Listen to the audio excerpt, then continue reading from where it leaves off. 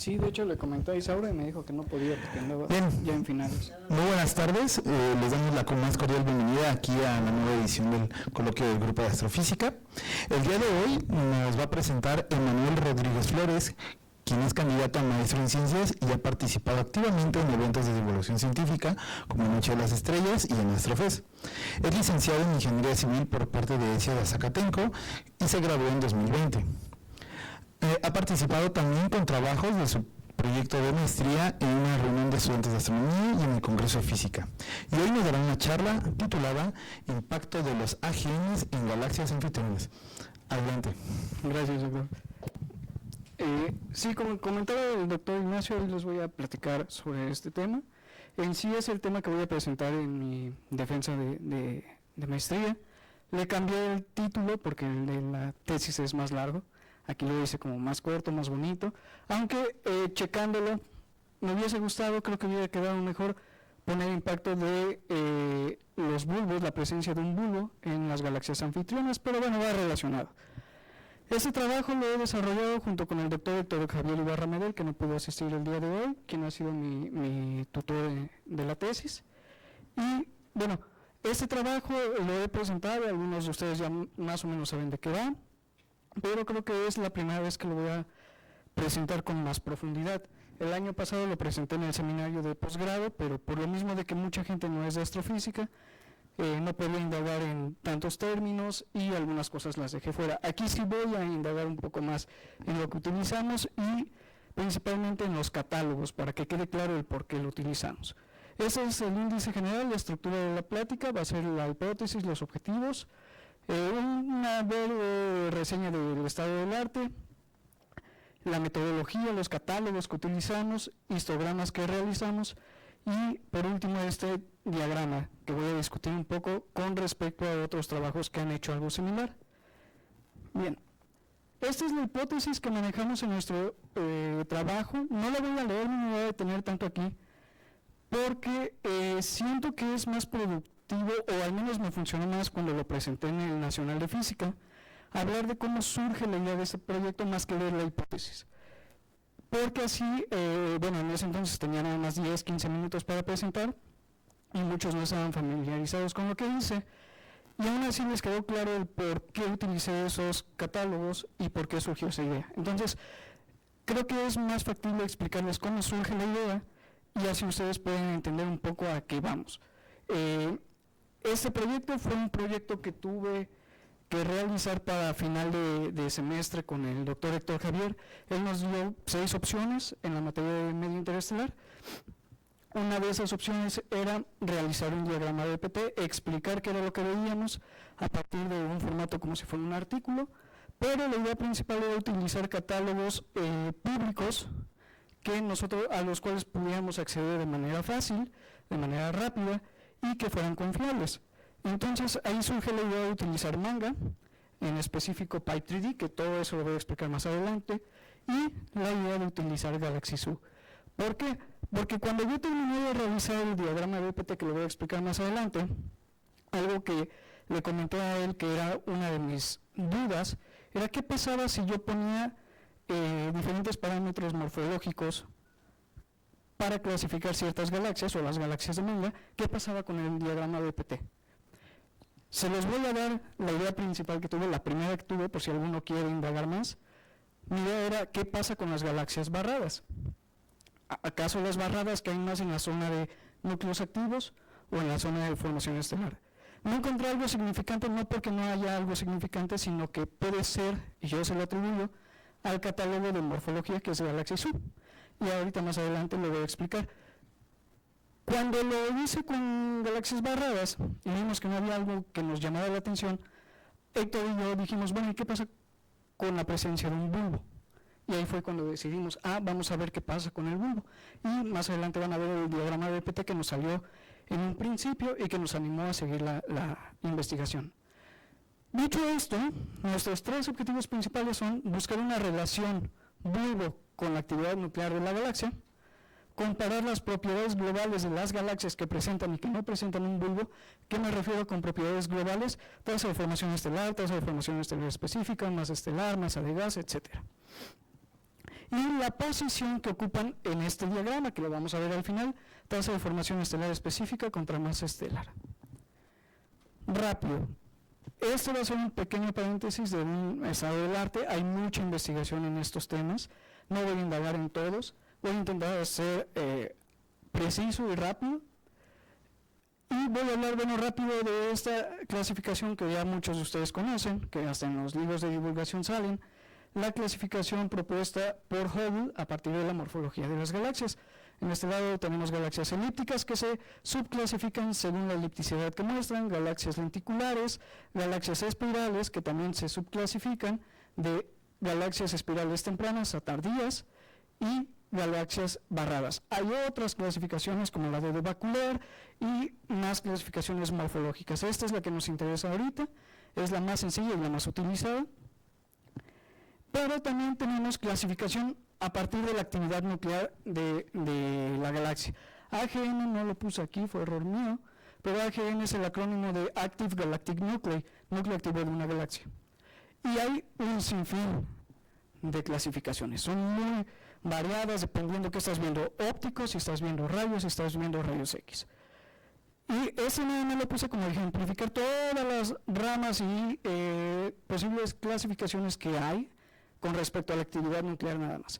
Pero aquí me interesa, en específico, estas dos, SAFER 2 y LINER, pero tengo que hablar también un poco de las demás. SAFER 1 y SAFER 2 se les acuña así porque uno de los primeros en observar estos comportamientos raros de emisión en las líneas de emisión fue SAFER en 1942, si no mal recuerdo, quien detecta que hay líneas de emisión anchas y líneas de emisión angostas muy intensas provenientes de la parte central de una galaxia. Entonces, la diferencia entre SAFER 1 y SAFER 2 es que son más energéticas. Las SAFER 1 presentan líneas anchas y líneas angostas que van en un intervalo de velocidades de entre 1000 hasta 20.000 kilómetros por segundo. Las SAFER 2 nada más presentan líneas angostas, no presentan líneas anchas, y su intervalo de velocidades es entre 300 hasta 1000 kilómetros sobre segundo. Y las LINER también presentan líneas de emisión angostas, pero no son tan energéticas como las SAFER 2. De hecho, LINER significa eso, una región de baja ionización. Sus líneas más presentes son estas tres líneas prohibidas: oxígeno 1, azufre 2, nitrógeno 2, pero no presentan tanta intensidad como las SAFER 2. También tenemos la clasificación BELELAC, que en estas prácticamente no ves líneas de emisión, no porque no haya, sino porque tú estás viendo prácticamente el jet relativista casi directo hacia ti, con un ángulo muy pequeño a la línea de visión. Y están los quasars, que son los más luminosos, los que se encuentran a mucho mayor distancia, a zetas más grandes, y aquí amplío esta imagen en donde se ve una diferencia espectral de estas diferentes categorías.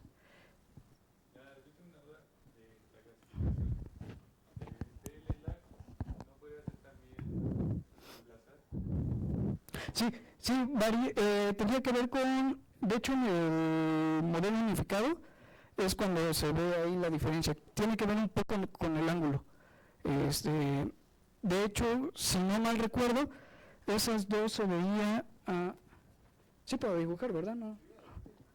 Si no mal recuerdo, tú tenías tu AGN aquí, tienes el jet por acá, el jet relativista, y entonces las BELELAC caen por aquí, y la otra, es decir, este es, ¿cómo lo verías tú, no? Este es las BELELAC, y las otras caen por acá, son ángulos que varían muy poco con respecto a las BELELAC, pero que yo recuerdo si es más o menos así la clasificación. Ahí lo interesante, y que me lo preguntó Sebastián fue Sebastián, en las correcciones de la tesis, es qué diferencia hay entre las BELELAC y las LINES, las que no presentan líneas. Y una es que las LINES no presentan líneas por el mecanismo, o sea, no son energéticas, no presentan líneas intrínsecamente. Estas no son que no presentan líneas, que están... Esas, no es que no presenten líneas, tienen de hecho líneas muy energéticas, pero como te está apuntando todo directo, ves prácticamente este continuo tan elevado.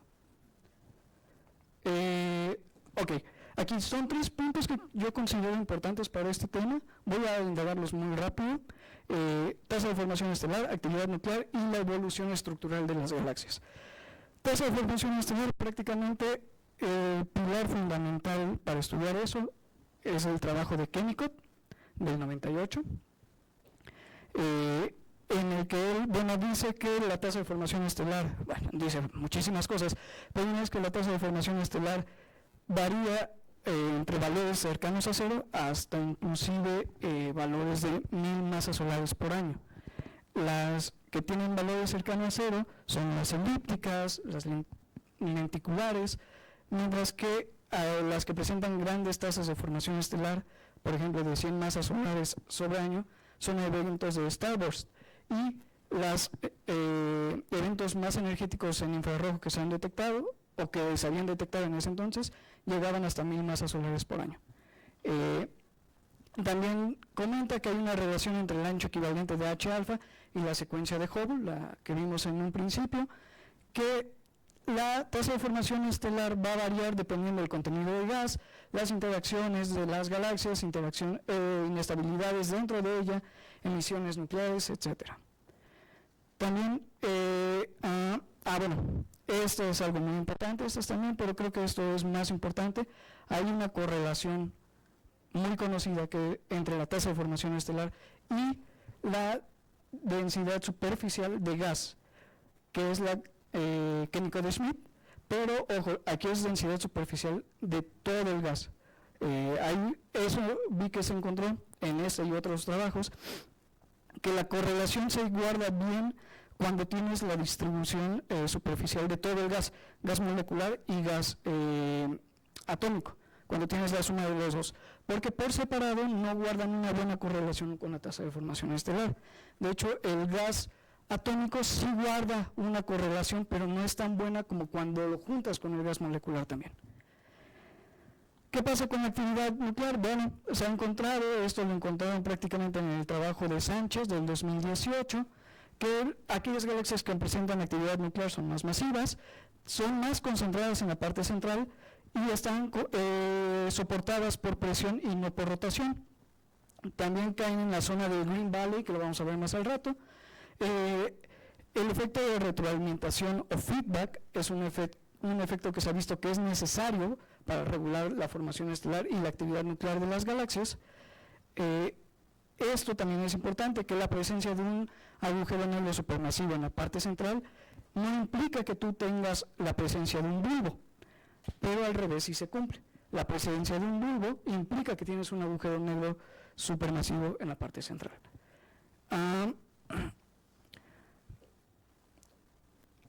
Esto es nada más así como de los AGN rápidamente.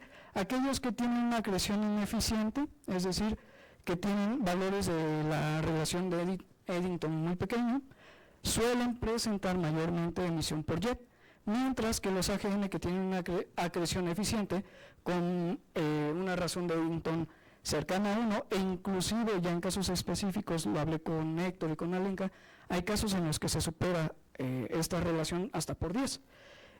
Esos AGN por lo regular se conocen como AGN radiativos y no es tan común que presenten jets, a diferencia de los otros que no tienen una buena eficiencia de acreción. Bien, en cuestión de la evolución estructural, igual hay muchos trabajos que se han hecho. Si les interesa, yo les recomiendo el de Consolis del 2014, que es un review, y ahí engloba muchos trabajos sobre esto de la evolución estructural de las galaxias. Otro bueno es el de Heckman del 2014, pero ese va más enfocado a agujeros negros. Y entre las cosas interesantes que yo destaco interesantes es a altos redshift, a alto zeta, ¿la clasificación morfológica de Hubble se sigue cumpliendo o hasta cuándo deja de cumplirse? Por lo que he leído, después de 1 a 1.5, un Z de 1 a 1.5 ya no se cumple esa relación, esa clasificación. Ya no se ve, sí, puede ser tanto por la resolución, puede ser porque la galaxia estaba en otras etapas de mayor interacción. De hecho, ahorita voy a presentar rápido un diagrama. Se ha notado que en el universo cercano las galaxias masivas son elípticas, mientras que también en un Z aproximadamente a 1 es cuando se ha visto que las galaxias como que forman más su masa estelar, obtienen más masa estelar en ese Z1, pero en el universo cercano se ha visto que las más masivas son elípticas. Se proponen hay varios métodos de regulación, pero los más famosos que yo he leído es el de retroalimentación o feedback, la interacción o merger entre galaxias y el apagado morfológico o MQ, que es el morphological quenching. Y bueno, el feedback puede ser feedback estelar y feedback de núcleos activos. Prácticamente, supongamos que aquí, ¿sí se ve esto ya? Aquí tienes tu agujero negro supermasivo que está acretando materia a partir del toroide. Entonces aquí tienes el toroide. Cierta parte puede emitirse como jet, como lo que mencionábamos, si tenía una tasa de acreción, todo eso. Pero otra parte se está calentando, otra parte del material está siendo calentado aquí por ondas de choque, por la misma rotación del material en esta zona, y otra parte del material está siendo expulsado, del gas está siendo expulsado, lo que puede generar la región de BLR y la región de NLR, que son la región de líneas anchas y la región de líneas angostas de un agujero, de un AGN. Bueno, estas nubes, si no salen con la suficiente velocidad para dejar el potencial de la galaxia, pueden volver a caer en el potencial de la galaxia. Entonces, cuando caen en el potencial de la galaxia, pueden volver a caer, enfriarse y tener las condiciones suficientes para volver a formar estrellas. Pero este mismo calentamiento te puede apagar la formación estelar que esté cerca de la parte central. Entonces es un método de retroalimentación, de control de la formación estelar. También estas ondas de choque te pueden generar zonas de sobredensidad que te van a formar estrellas. Entonces es un método regulatorio que se ha visto que ha sido necesario en las simulaciones, porque si no se mete ese método, se obtienen sobrepoblaciones de galaxias elípticas o de galaxias espirales. Entonces es un método que se ha visto que se necesita para poder machar lo que vemos con lo de las simulaciones. También el otro, el merger, creo que es un poco más visual, es la interacción entre galaxias, la cual te puede inyectar gas en una galaxia que podría ya haber estado apagada y volver a formar estrellas. Y el MQ, eso me parece bastante interesante, no tiene mucho que lo leí, pero propone que la misma morfología de la galaxia es la que tiene la formación estelar. ¿Cómo? Bueno, lo que dicen es que la misma, el gas y las estrellas de la galaxia se empiezan a incorporar al potencial de la galaxia. Entonces llega un punto, como sabemos, que las espirales, las galaxias espirales, son formadoras de estrellas principalmente, pero su formación estelar es principalmente en la zona de los brazos. Se debe a estas inestabilidades de la propia galaxia, a lo que alguna vez vimos que es el parámetro Q de Tunre. Estas inestabilidades por eso provocan formación estelar en la barra y en los brazos. Pero esta idea del MQ propone que la misma potencial de la galaxia hace en cierto punto de su evolución que ya todo el gas y las estrellas se incorporen al potencial. Entonces ya no tienes, tus inestabilidades bajan. Si no tienes inestabilidades, no tienes formación estelar. Esto se ha visto lógico en las galaxias elípticas, y principalmente ellos lo ven, y que es un resultado que encontramos, porque las galaxias elípticas, que ya no forman estrellas, están conocidas porque ya no forman estrellas, tienen masas de gas similares o inclusive más altas que algunas espirales.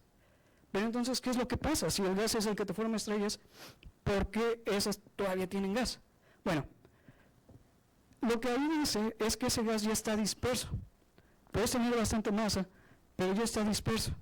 Ya no es lo mismo que en una espiral. También ese gas puede que ya se haya incorporado al potencial de la galaxia, y lo que está dominando en las galaxias elípticas son el potencial de las estrellas, y como encontraron en Sánchez, que ya están dominadas por presión y no por rotación, entonces ese gas ya está inactivo, ya no puedes formar estrellas, a menos de que llegue un mecanismo externo, como un merger, que te vuelva a meter estas inestabilidades y formes estrellas. Bueno, esto es rápido. Salió cortado, pero bueno, se ve la idea de lo que encontraron en el trabajo de Consolis, bueno, en el review, de cómo a lo largo del redshift, cómo han ido incrementando la cantidad de galaxias elípticas que se encuentran y cómo han ido disminuyendo las de disco. Pero otra parte interesante es que aquí a alto redshift, después de 2, de 3, ven que las que dominan son galaxias peculiares. Puede ser que sean intrínsecamente peculiares o por la resolución se vean así. Bueno, ya les comenté cuál era la idea principal de nuestro trabajo. Entonces, a partir de ahí, la metodología cuál fue: seleccionar morfológicamente galaxias, de ahí obtener sus propiedades globales, que fue con Manga, en específico Pi2D. Este emparejamiento de información lo hicimos con TopCat y complementamos la información de Manga con HiManga, que son mediciones de H1, y después construimos todos los demás diagramas. Ahora, me voy a detener un poco aquí en los catálogos. Este es el primero, Galaxy Zoo, que es el que nos va a dar una clasificación morfológica.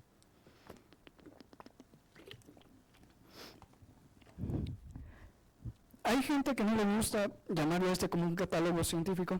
Entiendo completamente el porqué. Hay gente que sí lo llama así. También puedo entender el porqué.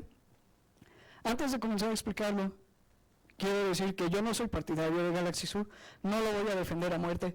Soy consciente de todas las limitantes, que tiene más limitantes que beneficios, pero puede tener buenos beneficios. Entonces, dicho esto, voy a comenzar a explicar qué es. Galaxy Zoo tiene 2 etapas, nosotros utilizamos la segunda. La primera surge en 2007, pero la idea principal de ambas etapas es la misma: agarrar imágenes del Sloan Digital Sky Survey, presentárselo al público en general en un repositorio web, y cualquier persona entraba a ese repositorio y clasificaba las galaxias según la morfología que veía. Antes de hacer todo eso, se le daba una capacitación a las personas que iban a clasificar.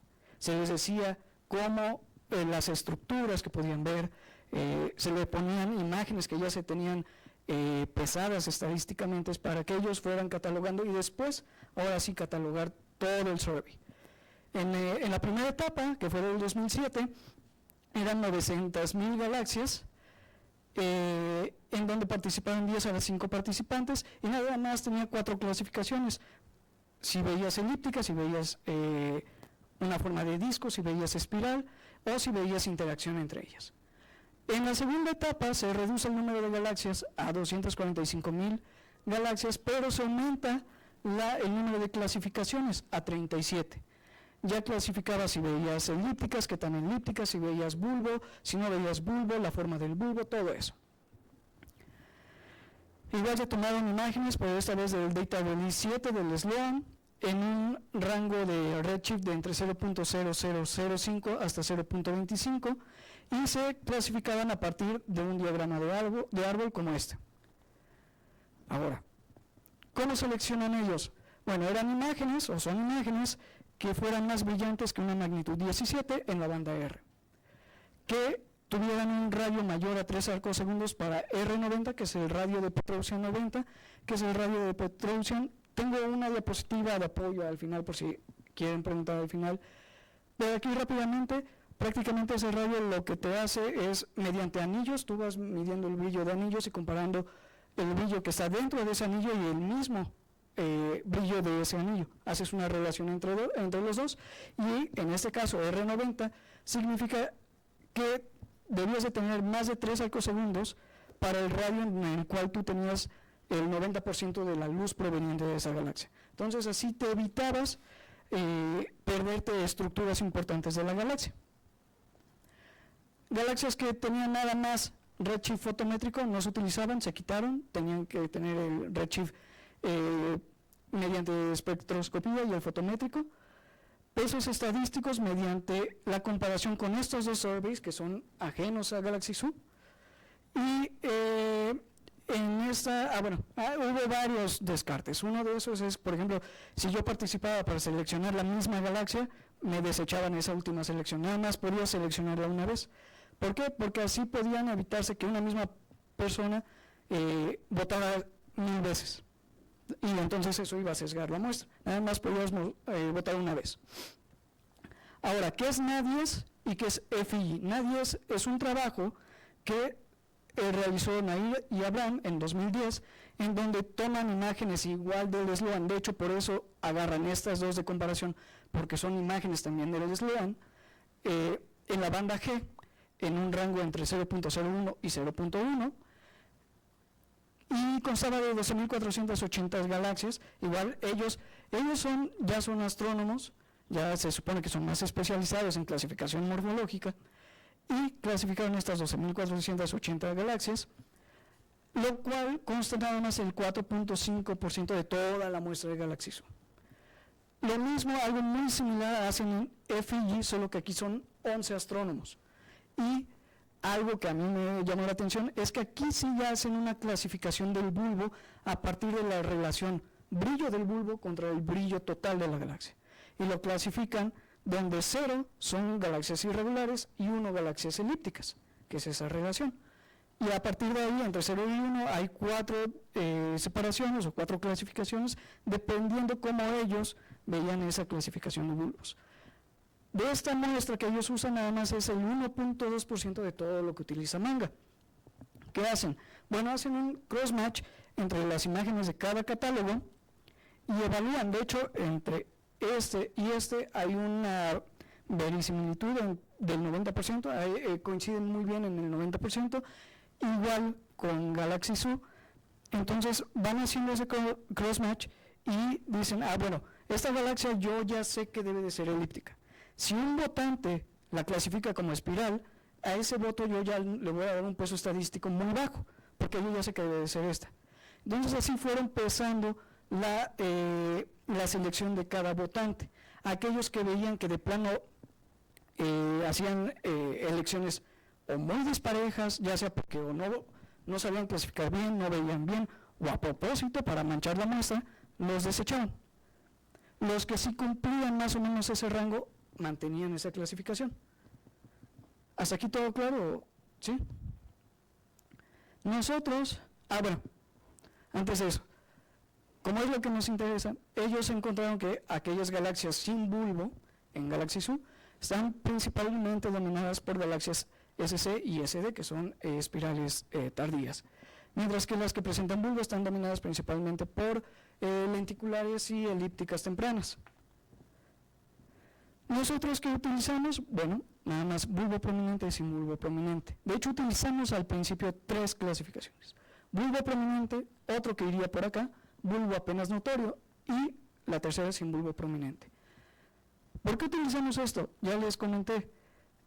Yo tengo mucha reserva también con esta clasificación. Sabemos, mi idea principal era ver las barras, qué pasaba con las barras. Pero muchas barras tú no las puedes detectar visualmente.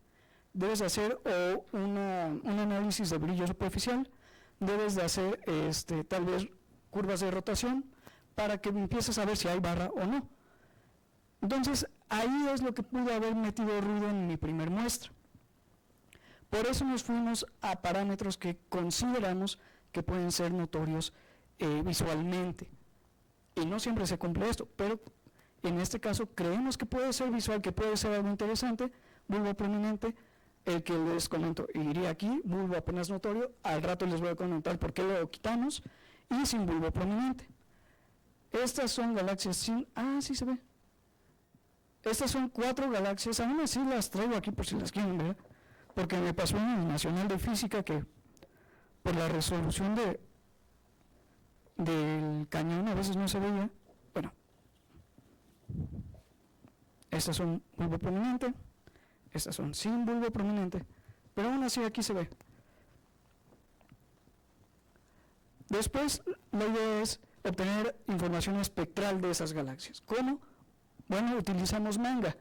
MANGA es el acrónimo de Mapping Navy Galaxies at APO, es decir, mapear galaxias cercanas en el observatorio APO, que es Apache Point Observatory, que es este, está ubicado en Nuevo México y es de 2.1 metros su disco principal.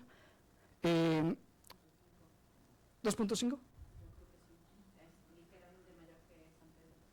2.5. Pero Manga se identifica, o algo novedoso de Manga, algo que le da una ventaja a Manga, no tan novedoso porque ya se había hecho en Califa y en SAMI, es utilizar espectroscopía de campo integral. ¿Qué es eso? Bueno, tú puedes obtener la espectroscopía que a veces se hace en algunas regiones, supongamos esta es tu galaxia, puedes obtener la espectroscopía en una banda nada más, que era lo que comúnmente se hacía, si no me equivoco, pero esto es lo que quiere hacer Manga, o lo que hace Manga es obtener tu espectroscopía en varias regiones de tu galaxia, que es lo que vemos aquí, en esta parte. Cada circulito que se ve aquí son fibras ópticas que van a captar la luz de cada zona, y esa luz se va a llevar a espectrógrafos que te lo van a dispersar, y así obtienes el espectro de cada región. Aquí lo que nos interesa y por lo cual lo utilizamos es que queríamos ver el espectro de la parte central. Esos son los diferentes acomodos que hay de las fibras de Manga. ¿De qué depende uno o el otro? De esto, que su propósito es observar galaxias a 1.5 el radio efectivo y hasta 2.5 el radio efectivo. ¿Qué es el radio efectivo? El radio al cual tú tienes el 50% de la luz de la galaxia.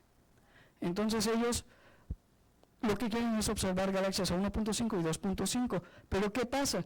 Tienen esta apertura en el redshift entre 0.03 y 0.15. Entonces, para galaxias que están más lejos, a C tan más alto, no vas a usar una de 127 fibras, vas a usar una más pequeña que te cubra esto que tú quieres observar. De toda la muestra, 67% tiene información hasta 1.5 y nada más 33% información hasta 2.5 el radio efectivo.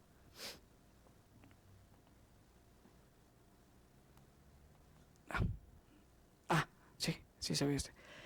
Ahora, este es un mecanismo que se utilizó en Manga para salvar estos huecos entre fibras, porque aunque sí obtienes el espectro de varias zonas de tu galaxia, los huecos estos negritos que hay entre cada fibra, pues no tienes luz de ahí.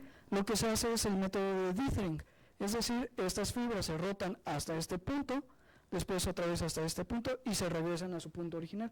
Así salvan estos huecos, promedian la información espectral que tienen ahí en cada región y ya te dan una región por zona. Su cobertura espectral va de los 3.600 hasta los 10.000 Armstrong, que yo sé que es un poquito más, pero bueno, hasta los 10.000 Armstrongs. Utilizan dos espectrógrafos, uno acoplado a la cámara azul y otro a la cámara roja. Estos espectrógrafos fueron los mismos que se utilizaron en el proyecto BOSS, aquí lo puse, y en la cámara azul llegan a una resolución espectral de 2.000 Armstrongs y de 2.200 en la cámara roja. Estas son las diferentes cámaras, esta es la cámara azul, la cámara roja, aquí es todo el ensamble general.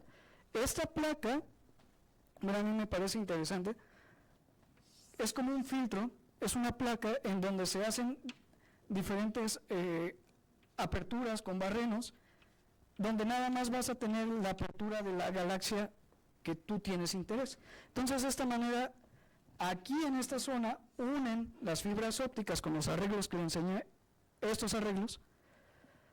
Aquí nada más vas a tener el cabezal de tu fibra óptica, esta parte, ese cabezal, unido a cada hueco, se manda la información en estas fibras ópticas, pasan por un colimador, después por el espectrógrafo, otro colimador y de ahí al CCD. Esta es la placa que les acabo de comentar, esta plaquita. Aquí se conectan en la parte de atrás todas las fibras y se mandan a los dos espectrógrafos que están en estas dos zonas.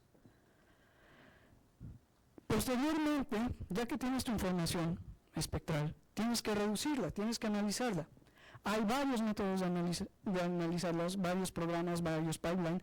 De hecho, Manga tiene uno que se llama DAP, ese lo desarrollaron los mismos el mismo equipo de Manga, pero nosotros utilizamos el que desarrolló Sánchez y colaboradores en el 2016, el cual consta de Pipe3D y al mismo tiempo de Fit3D. Fit3D es la base de Pipe3D, ¿ok? En el 2022 se renueva Pipe3D a su versión en Python. Entonces ahora se conoce como Pipe3D. En general, el 90% de la estructura de Pipe3D es la misma. Sí hubo como mejorías en Pipe3D, pero son mínimas. Estas, lo amarillo y lo rojo, son espectros que se obtuvo en el proyecto Califa y el azul y el rojo. Y el amarillo es el espectro de Manga. ¿Qué es lo que se hace? Bueno, tú tienes así a grandes rasgos, muy simplificado, de hecho, Alex tal vez se enoje, pero tú tienes tu continuo estelar y tus líneas de emisión y líneas de absorción. Tu idea para analizarlo es primero ajustar el continuo estelar y de ahí, ya que lo sustraes, idealmente te debe de quedar algo así con tus líneas de emisión y tus líneas de absorción, no es cierto, con tus líneas de emisión nada más. El tema es cómo ajustas este continuo, porque no siempre es igual. ¿Qué es lo que hacen acá? Bueno, utilizan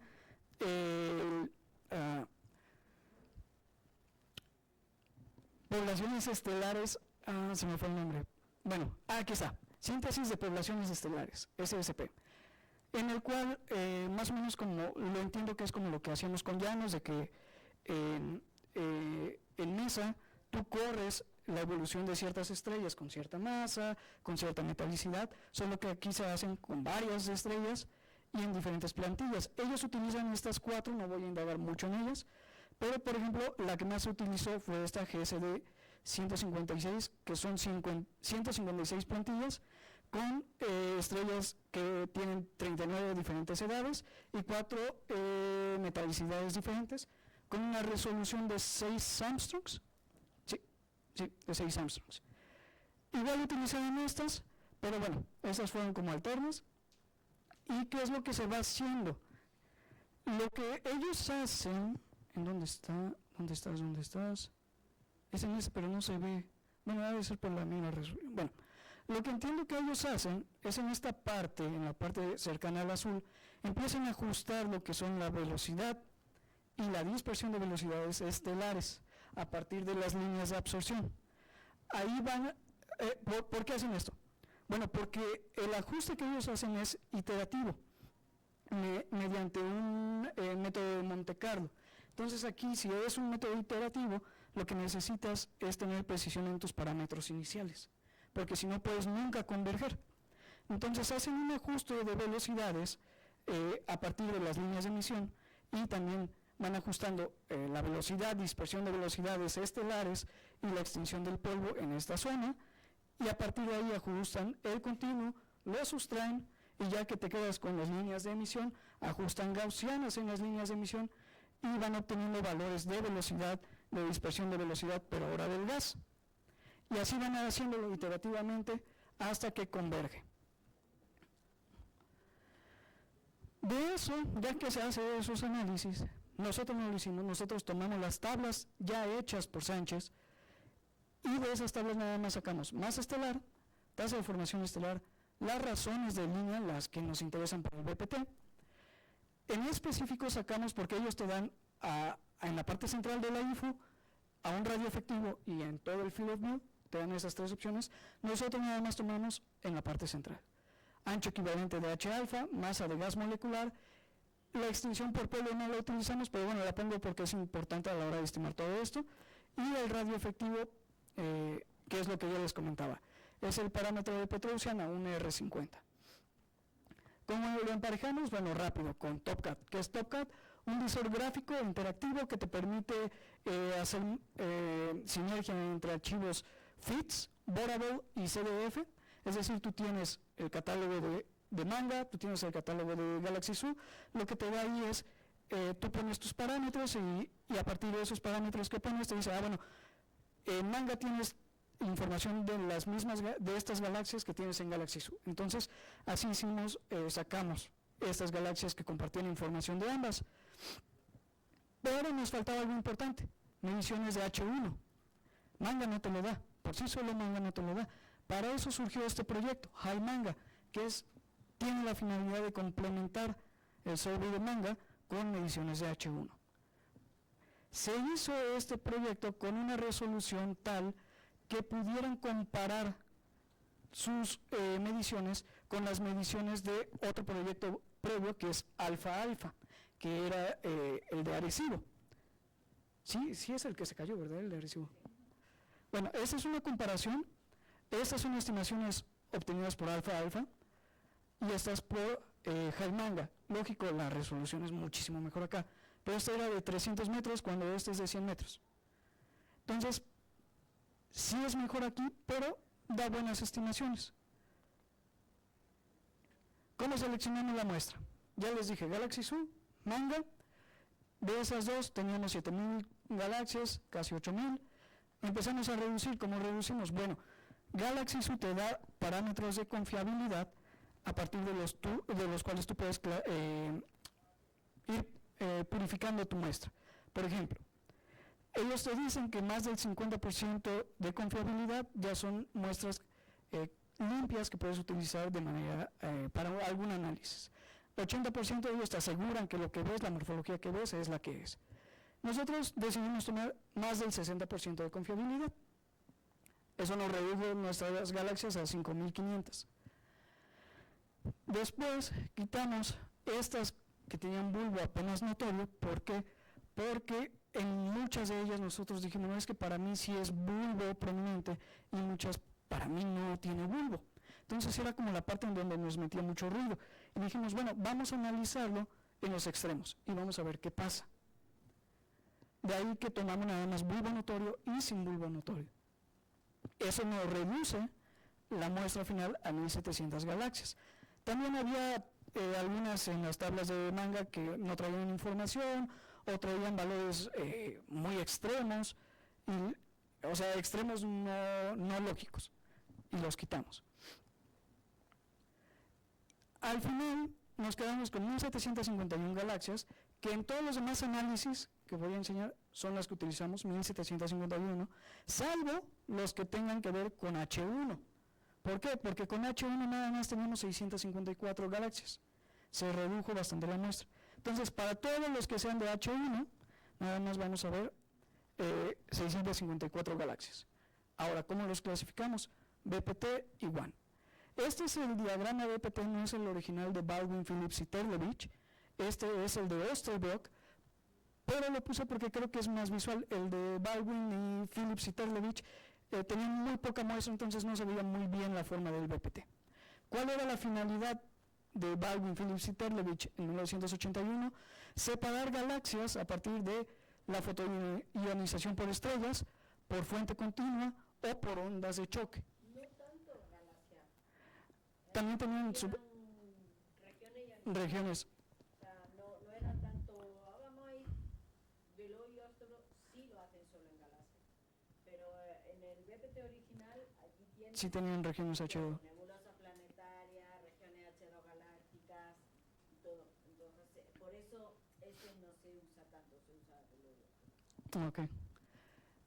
De hecho, por lo que vi en el de Baldwin, cuando lo leí, ellos nada más querían hacer estas clasificaciones con una razón de línea, de dos líneas, pero veían que clasificaban unas o clasificaban otras. Fue cuando decidieron, bueno, vamos a hacer la razón aquí y la razón acá, y fue cuando obtuvieron estas tres clasificaciones que eran las que buscaban.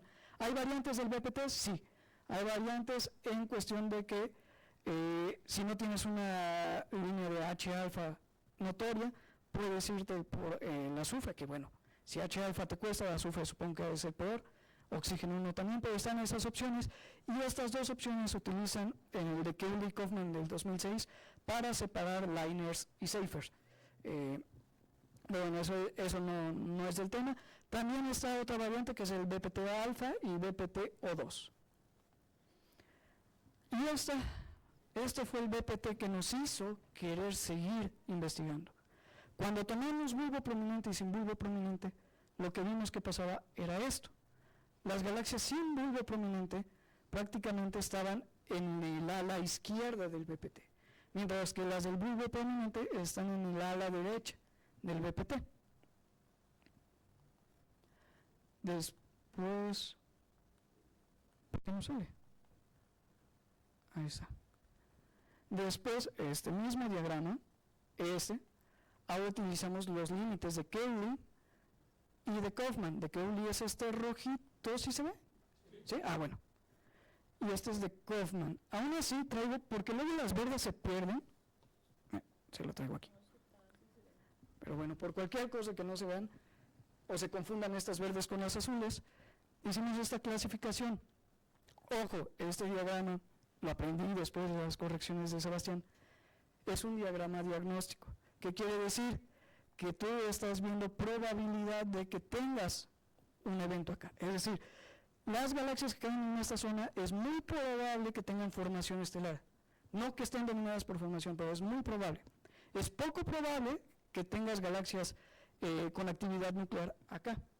O al revés, que tengas galaxias con formación estelar acá. Entonces, esta zona, la que cae abajo de este límite, son galaxias que pueden estar dominadas por formación estelar, son galaxias que están dominadas por AGN, y estas son galaxias intermedias o composite, compuestas, que pueden estar compuestas no solo de formación estelar y de AGN, sino también de algo que se conoce como el DIG, que es el Diffuse Ionized Gas, gas ionizado difuso. Y que en el trabajo, no lo puse aquí, bueno, lo tengo en la diapositiva del final, pero encontraron en el trabajo de Fabián, con él pude platicar en el Nacional de Física, precisamente fue el que me dio esa información, que en muchas galaxias lo que contribuye a la emisión de formación estelar, gran parte de esa emisión es por el DIG, no tanto por la región H2 en algunas muestras. Entonces me dijo, considera que también puedes tener DIG en esta parte. Bueno, ¿qué hicimos nosotros? Ahora sí, nuestra muestra quedó de esta manera.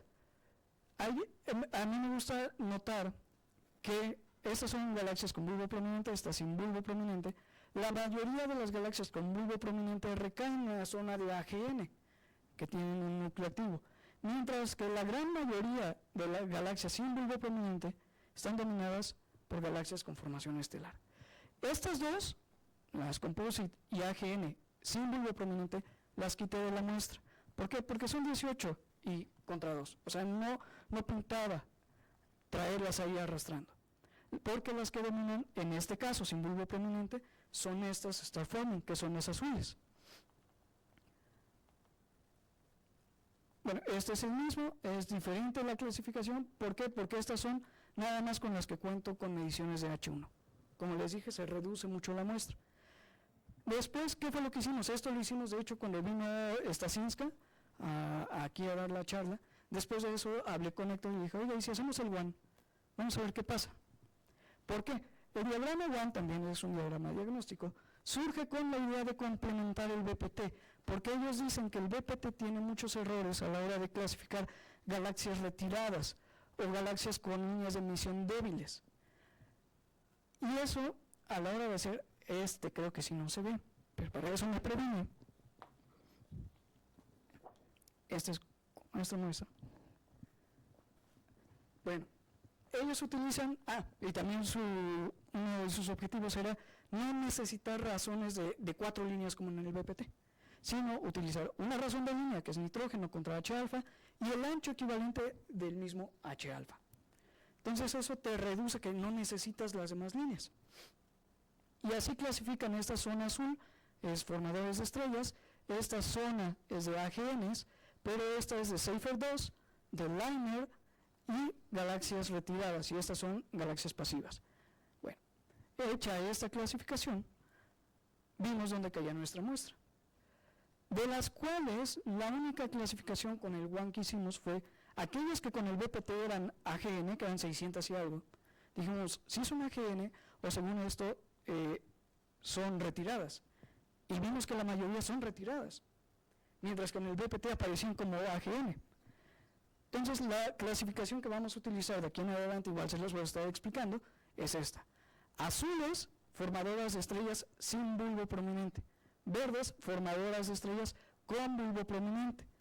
Moraditas son compuestas, galaxias compuestas con bulbo prominente, y rojas AGN con bulbo prominente, y las grises son las retiradas. Sí, aquí me equivoqué. Sí, deben de ser retiradas. Sí. Ahora, vamos a hacer los análisis de las propiedades globales, que son los diferentes histogramas. Aquí no voy a indagar en todo lo que se ha encontrado, pero bueno, aquí está bibliografía que han encontrado cosas similares a las nuestras. Por ejemplo, lo que ya se sabía, aquellas que no tienen bulbo prominente, que son formadoras de estrellas, son menos masivas, mientras que las retiradas y las AGN, que son las rojas, las grises que caen acá, las moradas, son las más masivas, tienen mayor masa estelar. En cuestión de la fracción de gas, aquí nos pasó algo interesante. De hecho, voy a adelantarme bastante. Esta. Y esta. Esta es masa de gas. Estas son masa de gas molecular. Encontramos que las retiradas y las AGN tenían masas de gas molecular similar a las que están formando estrellas. Y es lo que les comentaba que vi en el artículo, bueno, en los artículos que proponen el Morphological Quenching, que encuentran masas similares. Pero, ahora, y aquí es interesante, cuando hacemos la fracción de gas, ¿qué significa la fracción de gas? Masa de gas entre masa estelar, ahí vemos lo interesante. Las retiradas y las AGN tienen mucho menor fracción de gas que las formadoras de estrellas, que las que no tienen un bulbo prominente.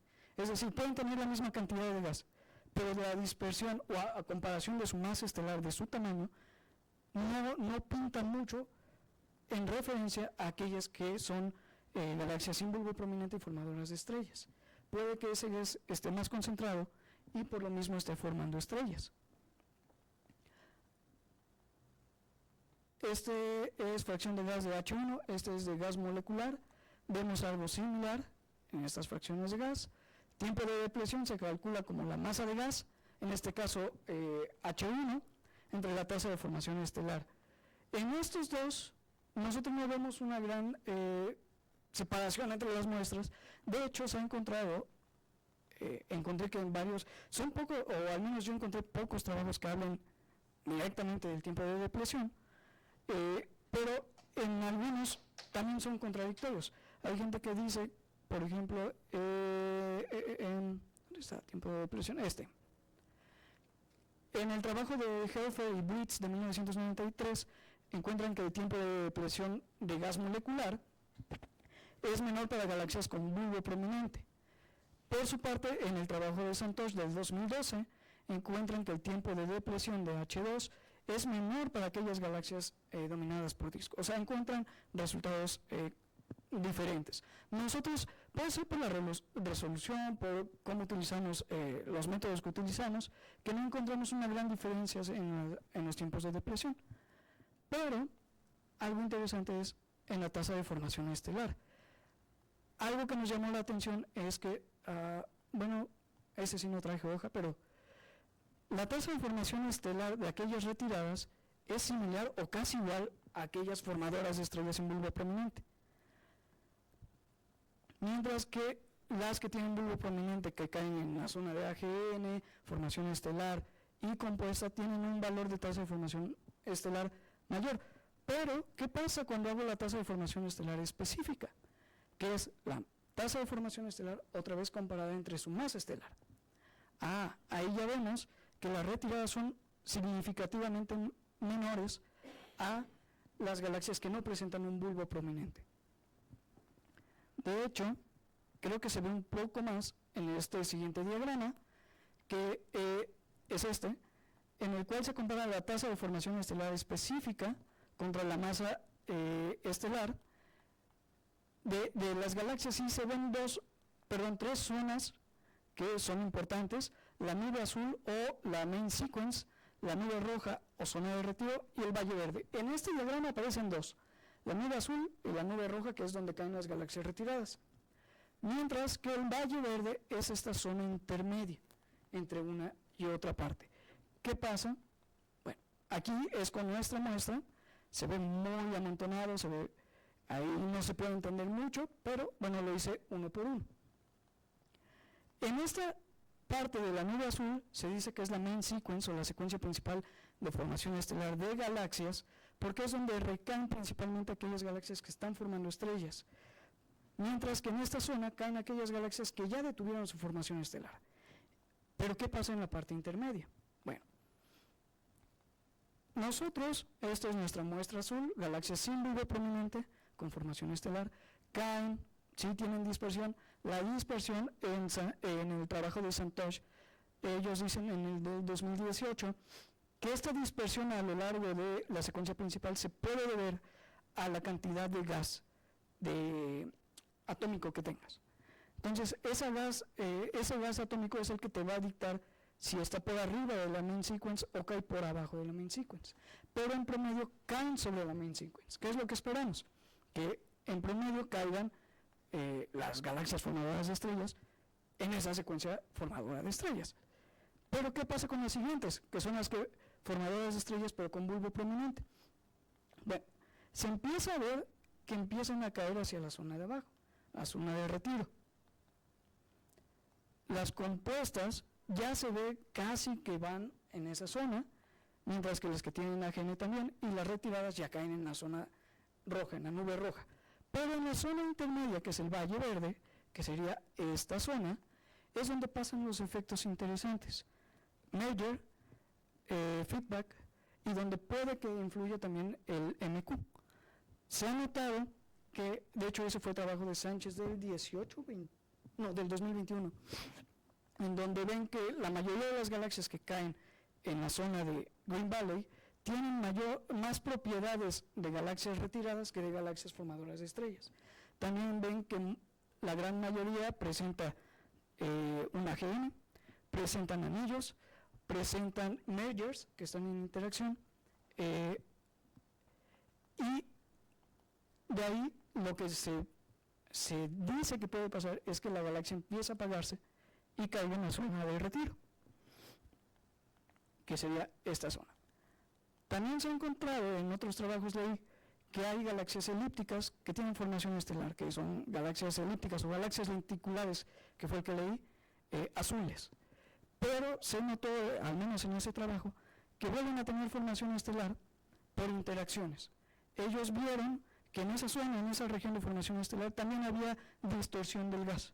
Es decir, puede que haya pasado un merger, una interacción con otra galaxia, que haya formado esa estrella. Pero en sí, en general, ya son retiradas, ya son rojas, todas estas galaxias que caen aquí.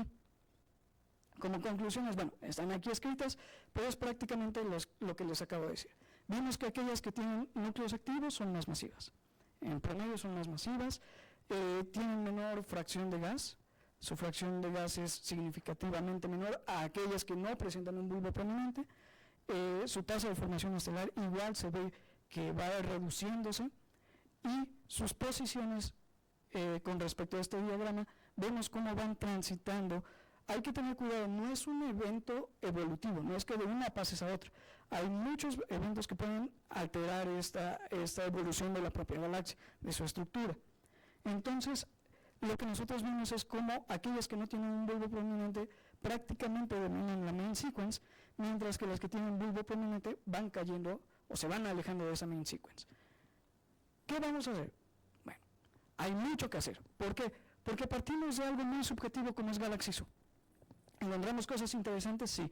¿Encontramos resultados que se han encontrado en otros trabajos? Sí. Pero no es algo cuantitativo. ¿Cómo medimos qué tan prominente es el bulbo? ¿Cuándo es prominente? ¿Cuándo no? Es algo, bueno, entre las primeras cosas que tenemos planeado hacer con Héctor es ampliar la muestra. Ampliar la muestra con más mediciones de H1, ampliar la muestra con, ahora tal vez identificar cuáles son elípticas, cuáles son espirales, cuáles sí tienen barra, cuáles no. Otra es, él desarrolló un programa con su equipo, donde hacen ajuste de AGN, nada más de AGN en la parte central, pero también con el doctor Nacho estamos haciendo brillo superficial de las galaxias a partir de su cálculo de los brillos mediante anillos. Esto lo estamos haciendo en Python, y algo que estamos haciendo es, ahora ajustar el bulbo a partir del parámetro de CERSIC y ya poder delimitar si tiene tal valor de n de CERSIC, lo consideramos como bulbo prominente, bulbo apenas notorio o sin bulbo, cosa que con Galaxy Zoo pues no nos daba tanta confianza. Y estos son el apoyo, es bibliografía, y eso sería todo.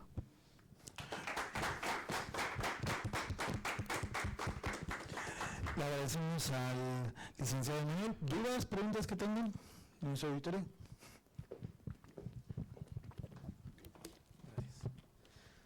Hola Manuel, gracias por la plática, estuvo muy interesante, la explicación fue muy buena, pero me quedó una pequeña duda. ¿Cómo defines a las galaxias compuestas? Esa es una. Y la siguiente, ¿qué esperarías observar tú cuando tengas datos con galaxias barradas? Con relación a, en este caso, esta relación que podría haber entre la barra y el bulbo, o si algunos datos van a cambiar, o cómo tratarías en este caso galaxias que tengan barras. ¿Sería el mismo procedimiento o cómo lo abordarías? Ok, con la primera, ¿cómo clasificamos las compuestas? Nada más con el BPT. Fue simplemente con los límites de Kelvin y Kaufman. No hicimos un análisis como yo creo que más profundamente se debería hacer, ver cuáles tienen contribución del gas difuso que te acabo de comentar, y así ya clasificarlas. Aquí fue simplemente con el BPT. ¿Qué esperaría yo ver en las barras? Por los trabajos que he leído, han encontrado que aquellas galaxias que tienen AGN, nada más es una diferencia muy pequeña entre las que tienen barras y las que no. Una diferencia, me refiero a 58% de una muestra tienen barras y 42 no. O sea, no se ve que influya la presencia de una barra en la actividad nuclear, pero sí se ha notado que lo que influye es qué tan prominente es la barra. Eso sí influye en la actividad nuclear, en qué tan prominente también es el bulbo. No influye tanto si tiene o no, pero qué tan prominente llega a ser. Eso es lo que le digo que sí afecta al bulbo de la galaxia. Entonces yo esperaría que no afectara en estas relaciones que vimos.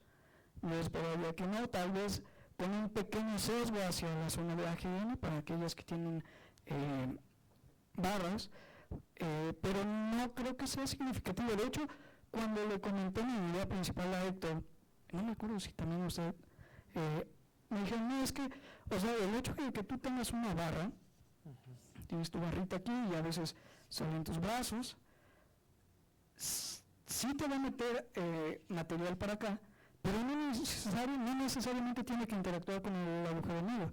O sea, puede que se siga derecho y nunca se percate que hay un agujero ahí, y lo que se ha visto es que hay formación estelar en estas zonas, que es la de entrada y salida, y como que choca y generas sobredensidad y formas estrellas. Pero como tal, no tiene la barra por qué influir en que tu bulbo sea más notorio. Pero lo que he leído es que sí influye qué tan prominente es la barra. Si es una barra grande, sí se ha visto que influye un poco más. Entonces, en este caso, que haya una barra no influiría como tal en el mecanismo del AGN, no. O sea, en la física que hay. No, lo que entiendo que influye es en la formación estelar de la parte central, pero no en la alimentación del AGN. Muy bien, gracias. ¿Más preguntas? Yo sí tengo una. ¿Cómo determinan la masa molecular? Voy. Es una estimación que se hizo en Pipe 3D. BPT, bla, bla. Se toma la relación, aquí está, la relación polvo-gas, y específicamente en Pipe 3D utilizan un calibrador que se propone en barrera Ballesteros. ¿Qué es esto? Por lo que he leído y entiendo, se asume que si tú tienes polvo, tienes absorción, tienes extinción, pero también el polvo sirve como un catalizador. Entonces, algo que se ha visto es que si tú tienes polvo, puede que tengas mayor metalicidad, pero también esa metalicidad provoca que tengas moléculas de gas molecular, de hidrógeno molecular, porque el polvo, por lo que he leído, sirve como un catalizador en donde en su superficie, en la superficie del polvo, se propicia que empiecen a juntarse moléculas de hidrógeno. Y también ese polvo e inclusive el hidrógeno neutro sirve como un escudo. Es decir, yo lo que entiendo que pasa es que tienes aquí tu polvo y en estas partes empiezas a generar gas molecular, pero este mismo polvo e inclusive el hidrógeno neutro que puedes tener en esta zona te sirve como un escudo contra la radiación ultravioleta. Entonces, este polvo y este gas molecular absorben esa radiación y permiten que se generen las moléculas de hidrógeno molecular. Ahora, de hecho lo tengo por acá. Lo puse en la parte final. Trabajos, no.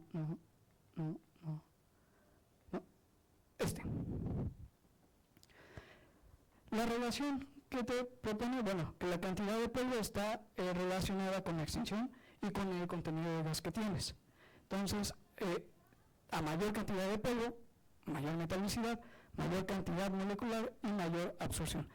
Mediante esa relación y este calibrador que proponen en Barrera Ballesteros, es que en Pipe2D ellos dicen la masa es molecular es esa, a partir de la absorción, de la extinción que obtienen. ¿Más preguntas? ¿No? Yo me reservo. Bueno.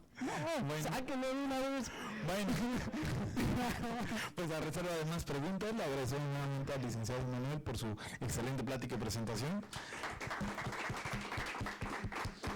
Le deseamos la mejor de las suertes en su próxima defensa al candidato maestro en ciencias y agradecemos a todos los que nos acompañan en física y a todos los que nos acompañan de manera virtual. Los invitamos a nuestra propia sesión de coloquio de astrofísica el próximo año y muchísimas gracias por su atención. Hasta luego, muchas gracias al